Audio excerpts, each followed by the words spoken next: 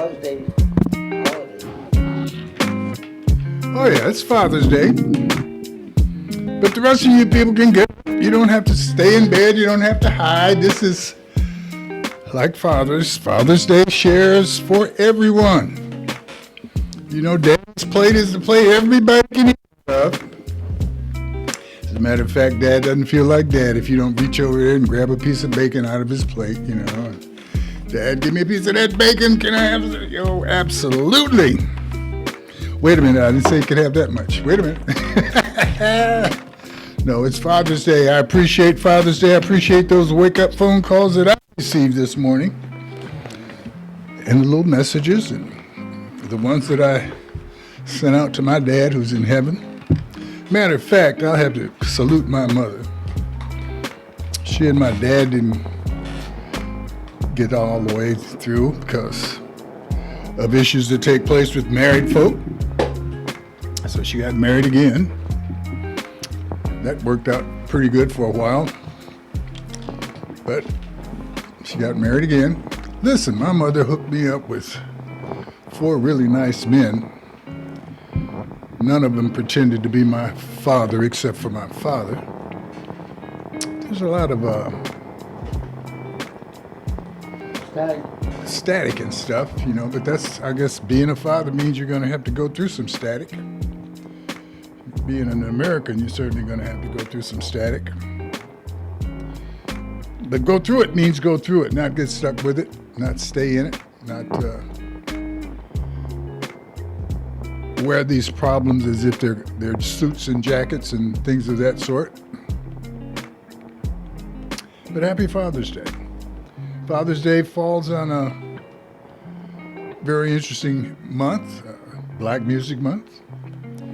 West Side Story newspaper's been doing a little bit of a salute to Black Music Month.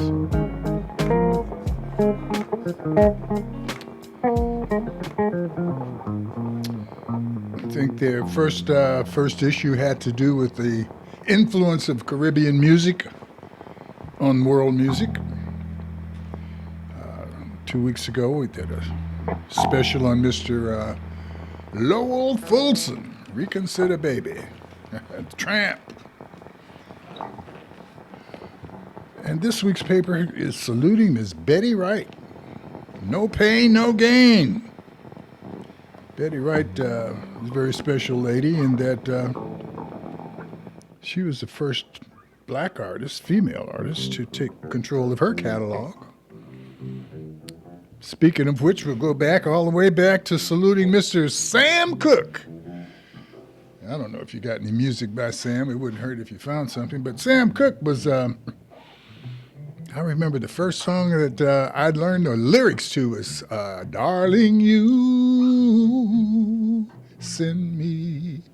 And I had no business singing that song. I don't know what age I was, but I did. It was a beautiful song, beautiful words, and let me know that if I wanted to dedicate myself, I could learn how to sing that song. And I did. Darling, you. Anthony's getting excited back here. He said, "Butch, I didn't know you could sing." Well, I can get thrilled and excited. But Sam Cooke was a gospel singer that kind of stepped out into the worldly music. And as he did so, he became a worldly person in that he didn't step out looking to be discovered. He'd already been discovered. He was a soul stirrer. He was, he had stood up in front of thousands of people in church, converted, and watched many people stand up and give their life to the Lord. So he knew he had a convincing voice singing. He also had a convincing voice talking because he convinced himself that he was going to own his own catalog, do his own music, and not be asking anyone for permission to be great. Sam was a dangerous man. Just imagine. In a business where everybody was telling you, listen, we're going to make you famous so you can go out and go do concerts and make you some money, but we're going to keep this record money. I will pay you, but we're going to pay you slow and make you have to go get lawyers to do audits and stuff like that, but that's going to be the business. Sam said, no, that ain't going to be my business. My business is going to be singing, making records, and keeping my money. One of the most beautiful men on the planet. Sam was a good-looking guy. He didn't walk out in raggedy jeans with the knees out and stuff like that. The man wore suits and ties. Women stood next to their husbands and talked about how they would love for Sam to park his shoes under their bed. That's the nicest way I could put it. So it was really strange when we looked up and heard that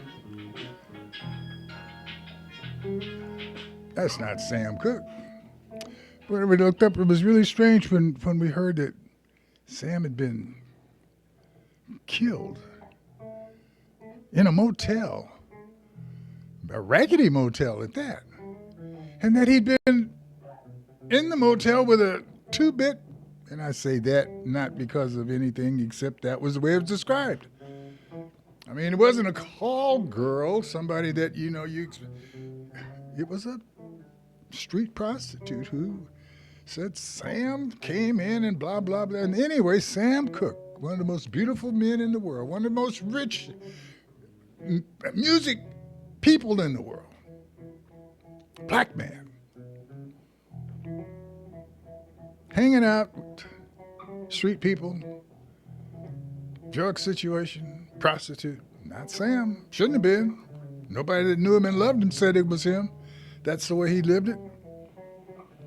But those whispers and rumors from those who know, from those who speculate, those who have watched other great black men get pushed aside because they were too great or too progressive.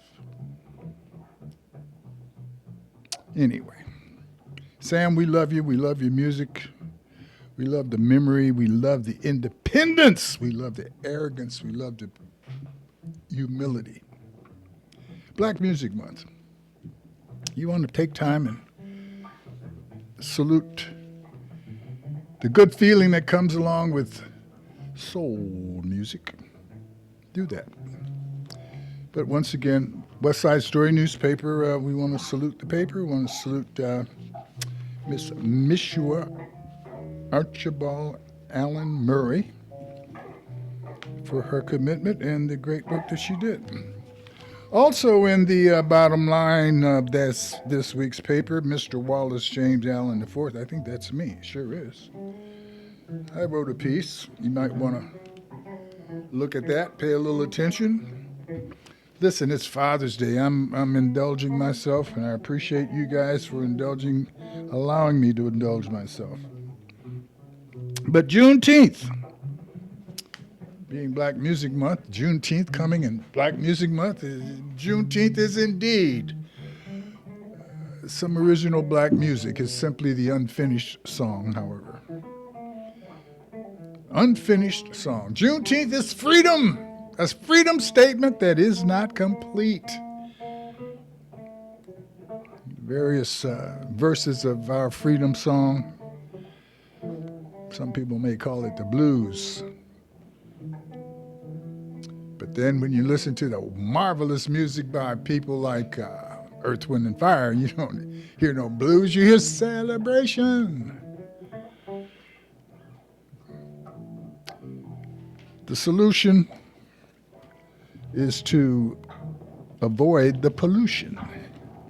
We have to look past things that are, they're nutritious for us, because there's nutrition in finding that your strength comes from your attempt to be well in a sick world.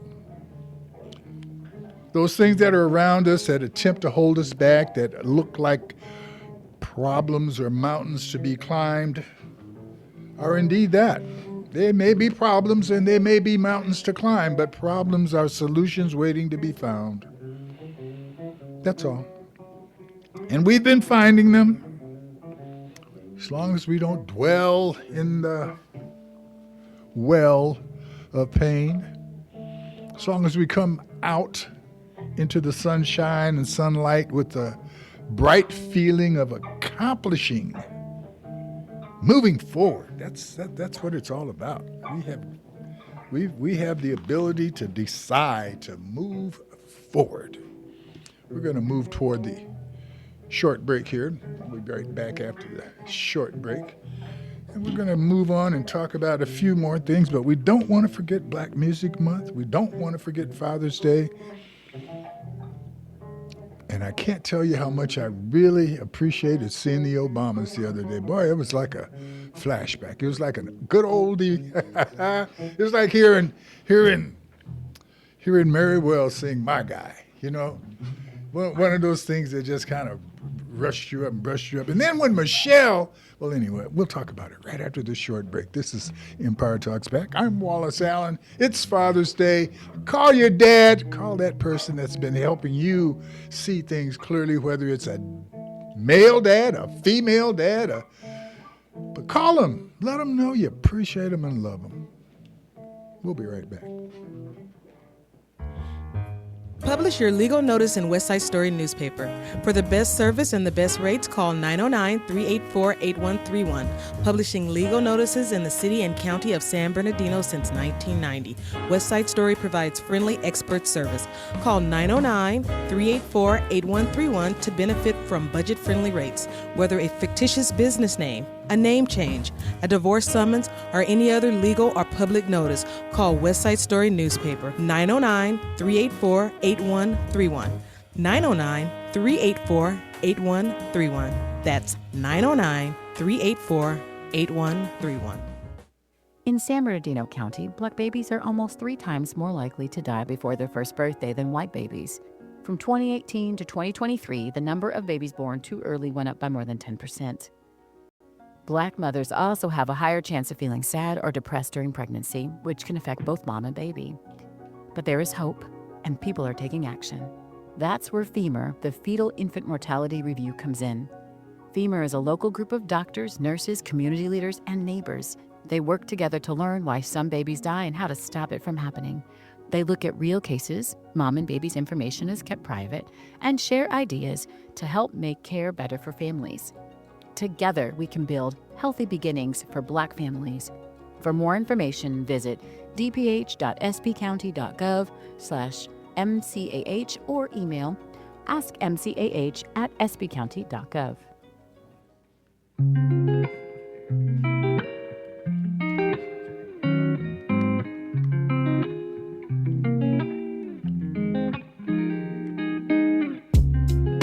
All right, we're back. This is Empire Talks Back. I'm Wallace Allen. And my friend, Mr. Anthony Garcia, the Mood Master, is here. Kicking it.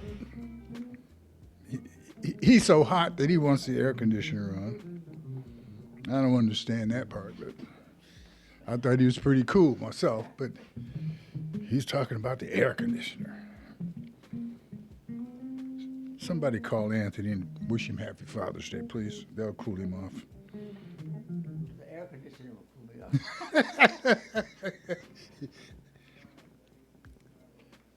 There's not. Mark is trying to fix the air. Listen. Just sit a little closer to me, Anthony. I'm cool, brother. I'll cool you off. You're old. Call me old. Yes, he did. Old daddy. He called me an old daddy. Well, that's okay. I appreciate it because we're all daddies in here today, by the way. Okay, I've got children and grandchildren. Anthony has children, not grandchildren yet, so he has to. You got a grandchild? Yeah. You do? Isaiah. Well, I take that back. Anthony has a grandchild named Isaiah. Man, I didn't know that part. Yes, he does. Yes, I did know that. My goodness, I did know that. Isaiah is in Hawaii, and Isaiah has some musical tendencies. Comes natural. His grandfather, his father. I don't know how I forgot that. Michael, you're not a grandfather yet. Okay, not yet. Okay, well, And we're not anxious to make you one because I know you have 2 young daughters, right? Age 4 and 5. Okay, yeah, it'll be a while. Absolutely, absolutely. We'll bring our grandkids in one day and let you see the beauty in how different we are when we're around our grandkids. Man, grandkids are children are amazing. Children are amazing. You're going to love every moment that you remember with your children. Most of the great moments with children are remembered. They don't really, you don't realize how great they are when they are occurring, but when you sit around and have a little time pass between that event and then you get to remember, and man, it's a beautiful thing. It's a beautiful thing. I'm not only impressed with being a father, I'm impressed, quite frankly, with how strong some of the young men are as fathers that I've been blessed to be able to claim some level of mentorship or father typehood with. I'm just excited. My sons are amazing fathers. My son-in-law is an amazing father. It's truly a blessing to see that take place, and it's the type of father you are, type of father you experience, generally has a lot to do with the type of father that you're going to be.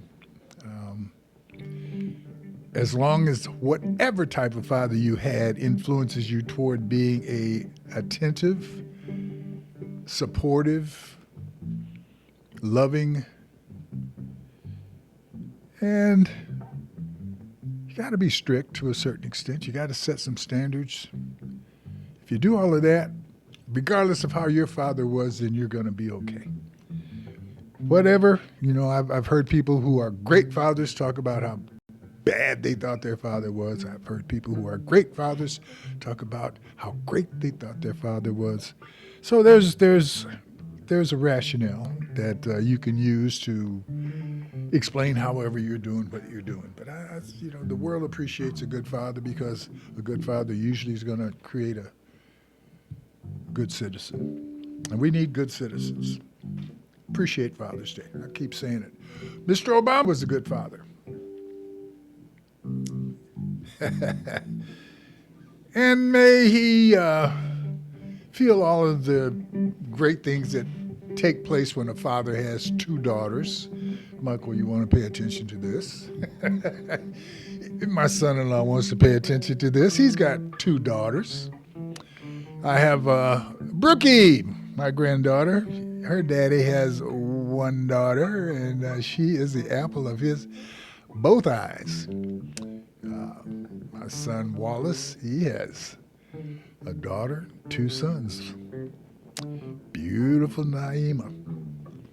Kaon, my elder son, says he's going to be the best uncle in the world. He's not fathering at this point. But you never know. He's not dead yet. And not at all.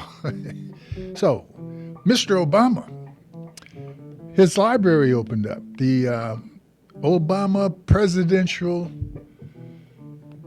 I don't know, call it a library, a campus, an institution, big place, parks, gathering spots, memorials. But I tell you what, I was much more impressed with the feeling that I got just listening to the Obamas, and the people give them tribute, but listening to the Obamas talk, and feeling the atmosphere that they somehow are able to create around them with their simple presence. One of caring, sharing, inspiring, make you want to be somebody, make you feel like you've in a bowl of fruity Fruit Loops and things that work together.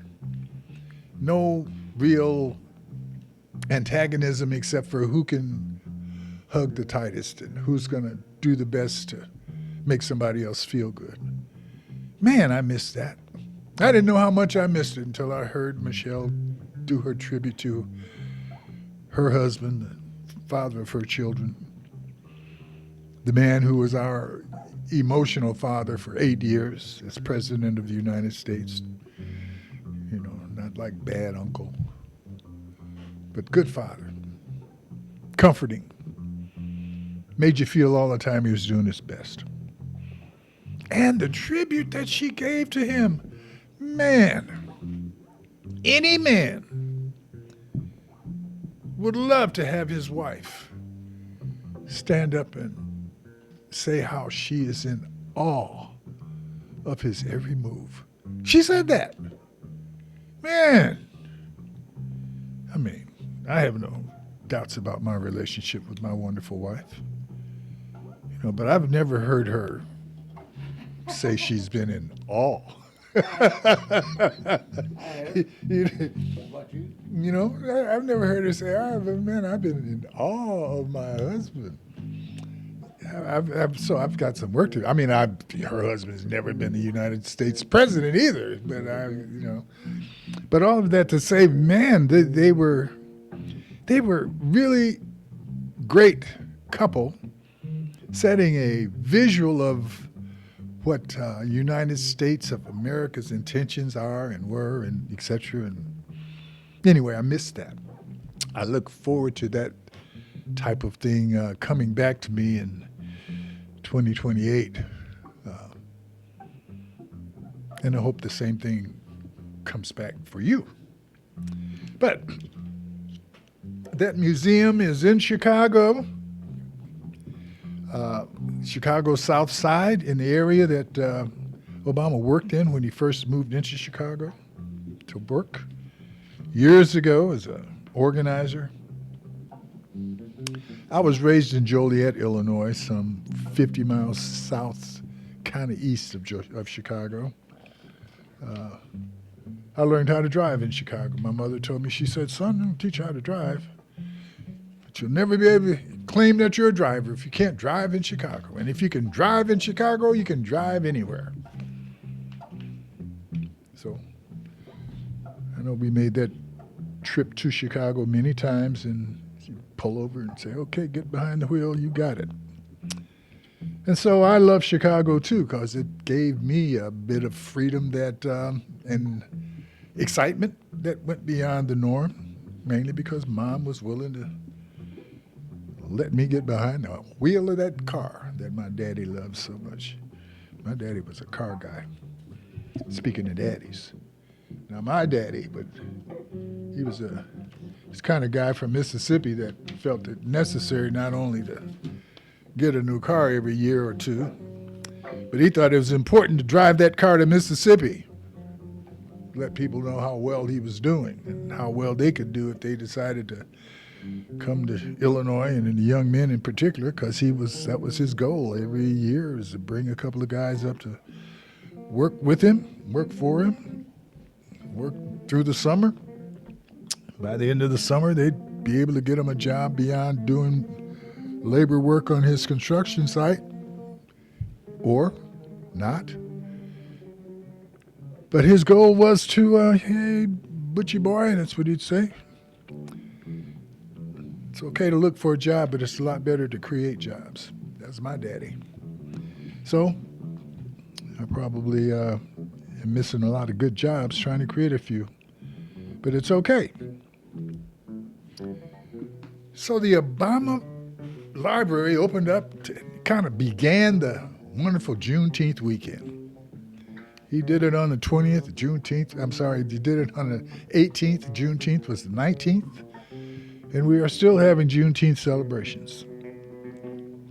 Juneteenth, what is that all about?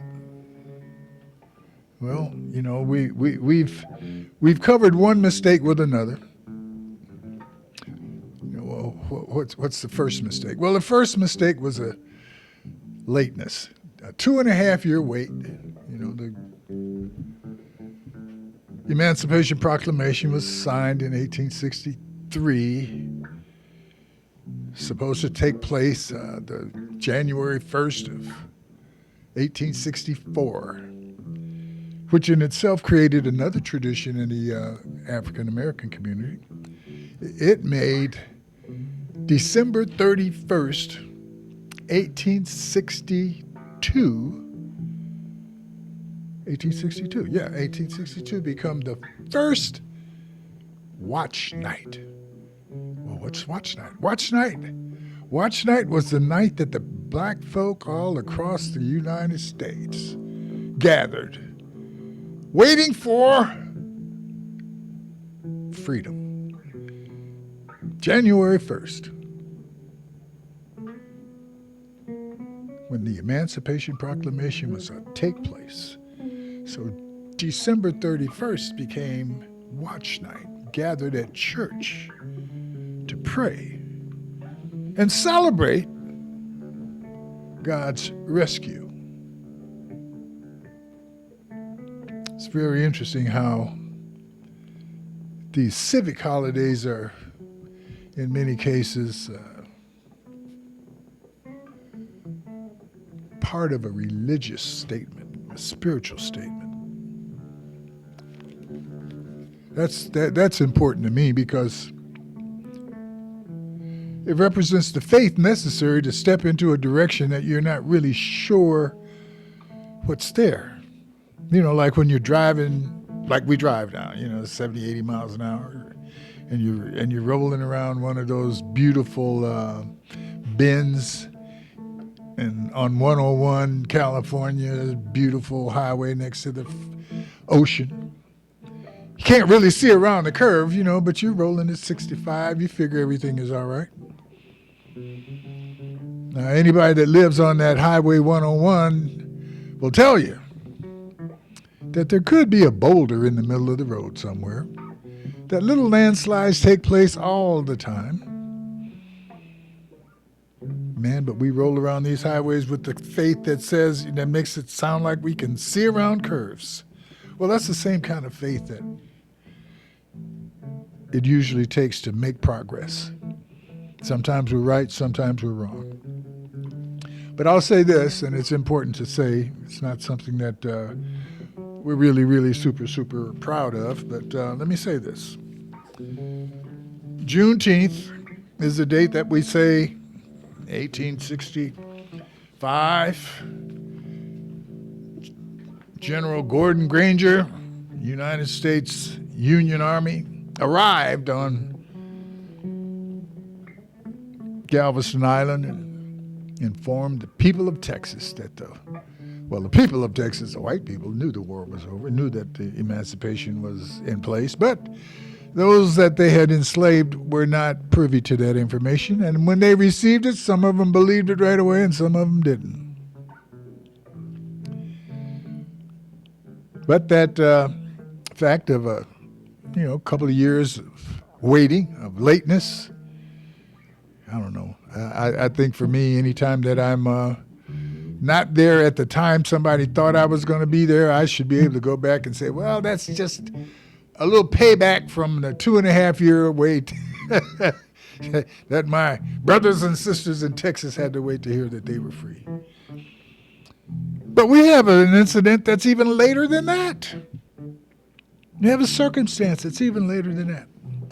Juneteenth, as though we celebrate it as the end of slavery, was not the end of slavery in the United States. All right, get your pen and pencil out, because I'm about to tell you something that you might have known, didn't pay a lot of attention to. But here's the fact. All right.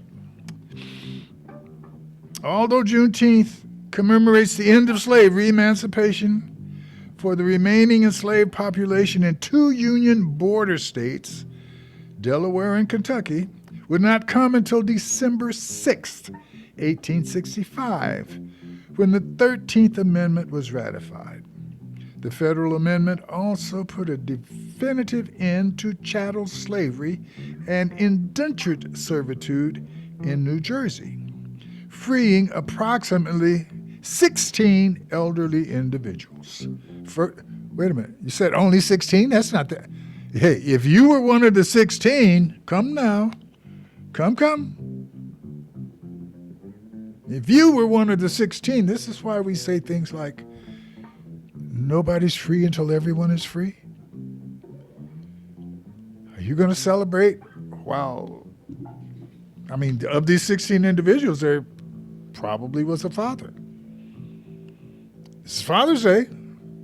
Don't be telling me it's okay for these 16 individuals, since they were apparently the last 16 to be enslaved, that, well, was it that? No, it's very important. Furthermore, thousands of black slaves were not free until after the Reconstruction treaties of late 1866. Wait a minute. You mean Lincoln declared the slaves free in 1862 to take effect in 1863, and there were people still enslaved until 1866? Boy, those were some mean white folk there. What? You mean they weren't white people who were enslaving them? Wait a minute. Let me get my facts straight. Let me read again. Let me get back to my facts here. Okay. Furthermore, thousands of black slaves were not freed until after the Reconstruction Treaty of late 1866. Okay. When the Cherokee, Cheek, Chickasaw, Choctaw, and Seminole tribes were forced to sign new treaties that required them to free their slaves. What? That's slaves too? What? I didn't know the Indians had slaves. Oh, my friend Anthony's saying they had slaves? He didn't know Indians had slaves? I'm a slave myself. Well, there were some black people rich enough to have slaves and insane enough to think it was cool during that time. So we're talking about the Cherokees, the Creek Indians, the Chickasaw, Choctaw, Seminole.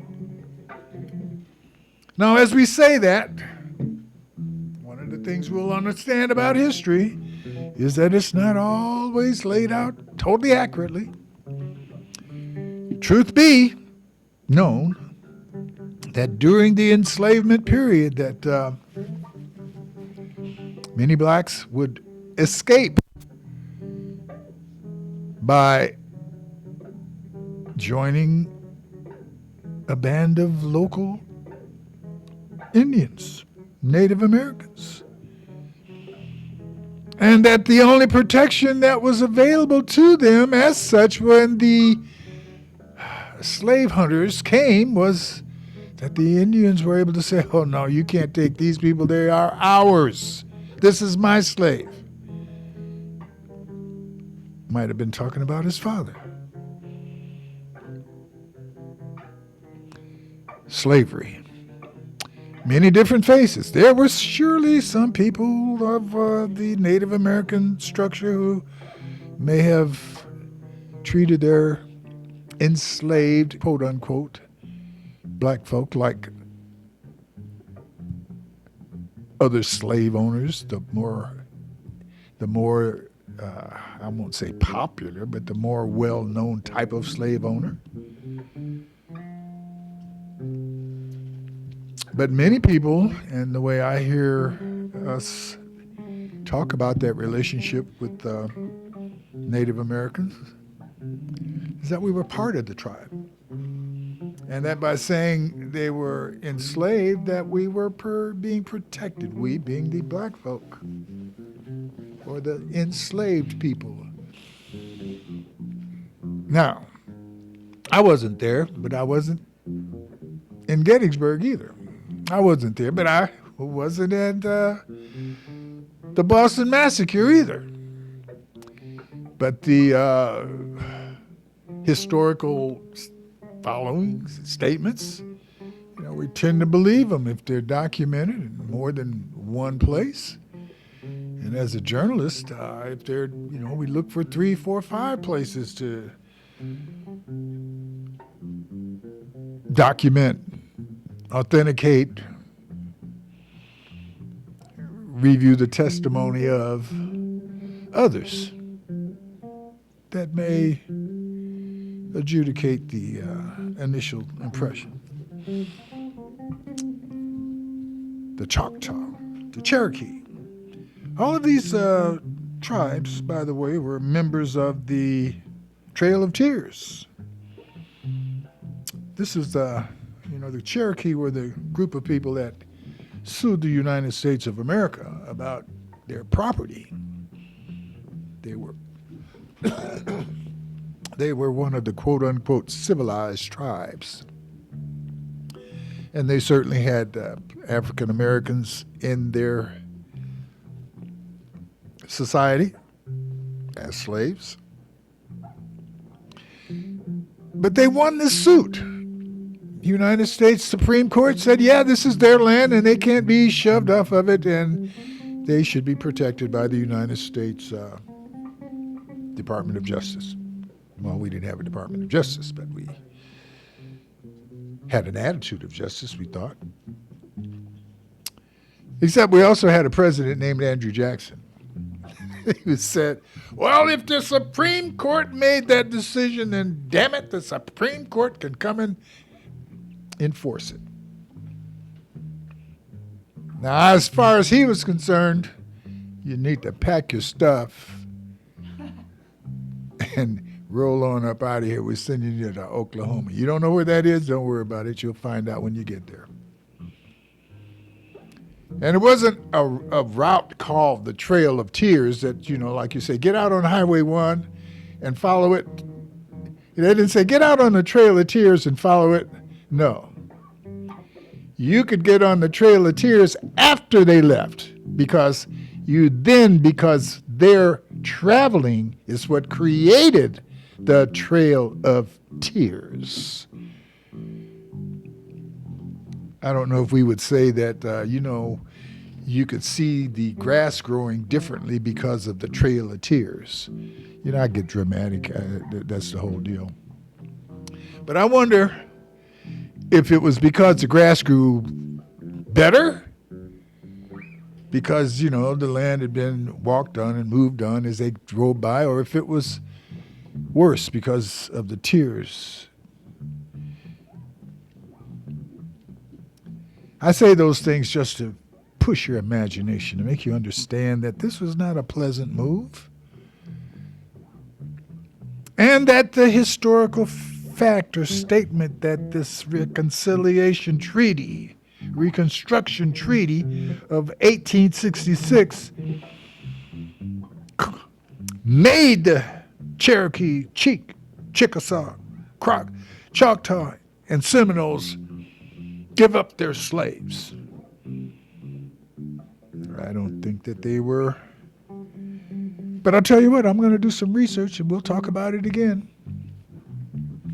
I do know one thing now, and that once tribes started getting rich,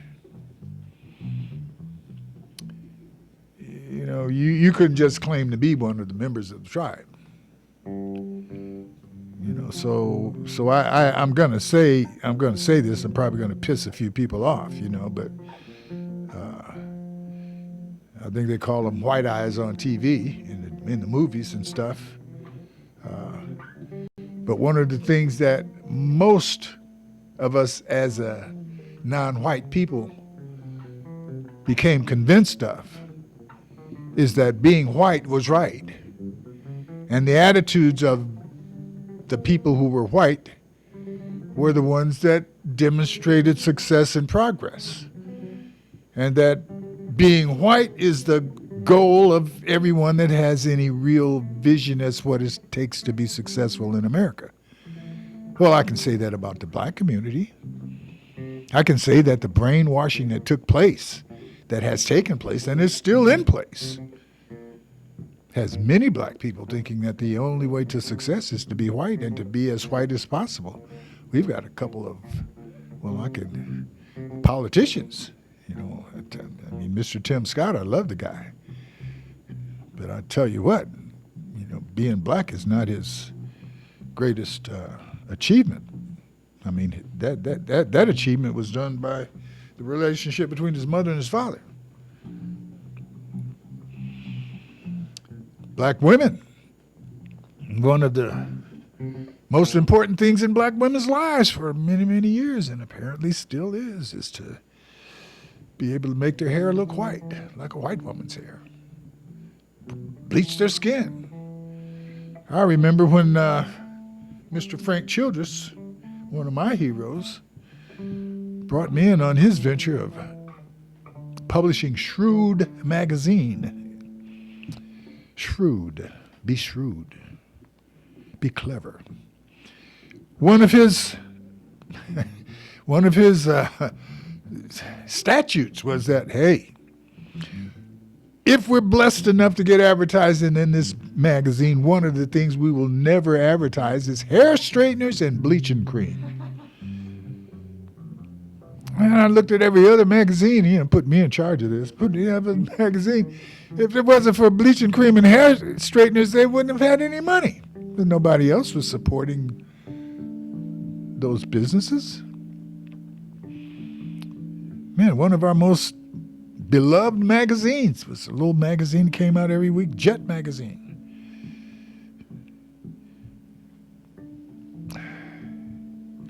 They had a little section in the paper, in the magazine all the time that was kind of embarrassing, but you laugh. And I guess if you can't laugh at your own people and circumstance, Wallace, I don't know. Well, some of the craziest things I've seen on TV is, white people, and they laugh at each other. But then they say, well, yeah, that's one thing, but you can't let black people get on television and act a fool and look all stupid, because that's the mark that white people have put on us, that we're stupid, that we can't think, that we can't do stuff, and that there's no purpose to us. And so we've had that torn circumstance of, should black folk be able to be funny on TV? Should we be able to look at a character like Amos and Andy and or a fumbling stereotype like Willie Best on TV, or should they all have to be heroes and strongmen and supermen? And that's still a topic, still a concern. Juneteenth, free? Man, you could say you're free. Free your behind, and your mind will follow, or free your mind and your butt will follow. Well, freedom is not just freedom just because somebody says, well, in the case of some of these Southerners, you're free now. Guess what that means? That means you don't get to lay up in my little old raggedy shack that I've been putting you in for free, but I'm willing to let you stay there now for, let's call it, let's see, what can we call this? What can we call this? You go plant the crops, you'll take care of the crops on my property, and when it's time to harvest them, we're gonna share the crops. We'll call it sharecropping. How about that? Now, it used to be that everything that you grew was for me. Used to be that I gave you a place to stay. Well, it wasn't elaborate, and it didn't always keep the wind and the snow and the cold weather or the heat out. But it was mine, and I let you have it, and it was close to work, and then that way you could, when the sun came up, well, actually, before the sun came up, because the rooster would crow, and that's when y'all was supposed to be up, get out there and do what you're supposed to do. Well, no longer do we have the relationship of where it's all mine. We shared it, sharecropper. And basically, you're homeless now. And if you don't do what I tell you to do, you're going to be hungry. And if you want a job, I'll invite you back over here to do what we do. But, you want to get paid, or you want, part of my pay is let you live in a little shack. Part of my pay is let you have some of the food that because I can't trust that you're going to harvest this food till it's harvested. So you got to eat whatever you can eat till the food comes up, because I can't pay you for that. You ain't my slave no more. You're a free man. Ooh, Lord have mercy. We got people free all over the place. We got people fighting to be free. We got people dying to be freed, coming across the border because they think it's freer here in America than it is wherever they come from. And we've got people who figured out that, man, I'll tell you what, we can charge people for being free here in America. We can charge them for even wanting to be free, for coming across the border. Ain't nothing free here except our ability to say you're free. Well, if you're free, you should be able to make some choices that are going to help guarantee your children are free. Well, Crispus Attucks was free. He was free back in, 1670? 1770. 1770. Britain had, people had been under Britain's rule in the 13 colonies long enough to realize that, hey, these people are not these people. Britain, all the way on the other side of the ocean, trying to rule us over here like they know what's going on. And kind of like ICE. Britain sent ICE, basically, to the United States in the name of their army to keep control of what was their colony. Well, the guys up in Boston in 1870, I think it was March 5th, said, it was snowing. They got in a little argument. They started throwing snowballs and making fun of the military British Army. And I guess they, you know how we are when we have a snowball fight. There's always somebody going to put a rock in the snowball. What? You didn't know that? You thought all the snowballs were just snow? Man, I tell you, you better, when we start throwing snowballs at each other across the street, and put an apple or something inside of it. But anyway, the British soldiers got upset. Said, hey, you guys better stop throwing them damn snowballs at us. And so naturally we threw more. And I say we because I'm American. Well, the British Army opened fire. They said, we ain't having this. You guys better get under control. So, we're going to do some pre-George Floyd on y'all. And they did it. They killed 5 people. Of those 5 people, as I look at the names and the enumeration of them, it's like they were kids, 17 years old. But the one name that they remember, the first one to fall was Crispus Attucks. The first one to fall officially in the name of the American Revolution, the first one to fall to say we're free, God bless it, we're not going to take it, was Crispus Attucks. And perfect. Was he a black man? Well, he was not a white man. Was he an Indian? Well, he was not a white man. Turns out that he was a product of a black and red union. His father was African, his mother was Native American. The most beloved African Indian in America at that time. He became a hero. Crispus Attucks, you've heard the name. Now, one of the things they didn't do, they didn't paint pictures of him so everybody in the world knew that he was black and Indian. They did statues of him, but the statue didn't show him. They showed some emblematic figure of freedom, but not of a black man who was a product of Indian and African. But he's there. First one. So as we celebrate Juneteenth, which is a precursor to the 4th of July. 4th of July is coming, folks. 4th of July. 1776, we said we're through. But in 1770, we said we are telling you now that this is our beginning. So when we celebrate the 250-year anniversary on July 4th, 2026,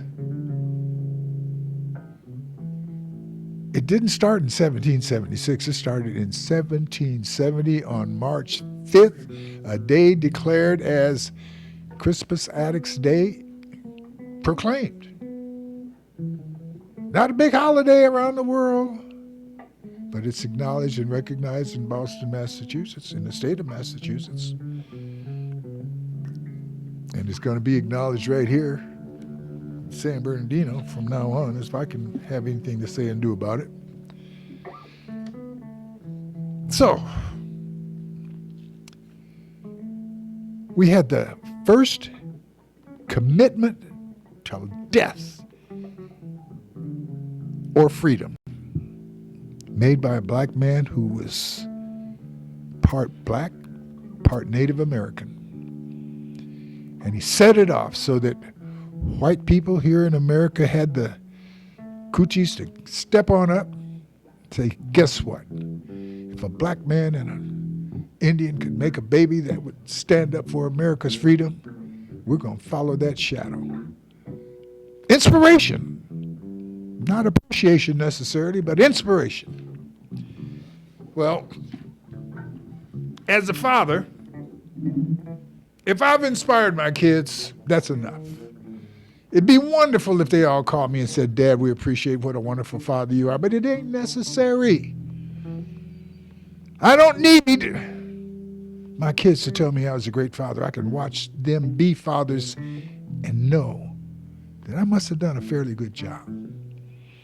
And I can look at the history of America knowing that Crispus Attucks set it off. He wasn't scared. He didn't look to die, but I'd tell you what, he probably was the guy that had the rock in the snowball. And all I can say, folks, is we have other rocks that we can put in our snowball, and one of them is called Bob. To continue to support the thing that has supported us throughout our moments of depression, suppression, and denial. Black-owned businesses, Bob. Black-owned business, Bob. Support black-owned businesses. Support Bob. I need you to do that. This is what you can do. Support Bob. Support West Side Story newspaper. Support the Precinct Reporter. Support the Black Voice. Support the...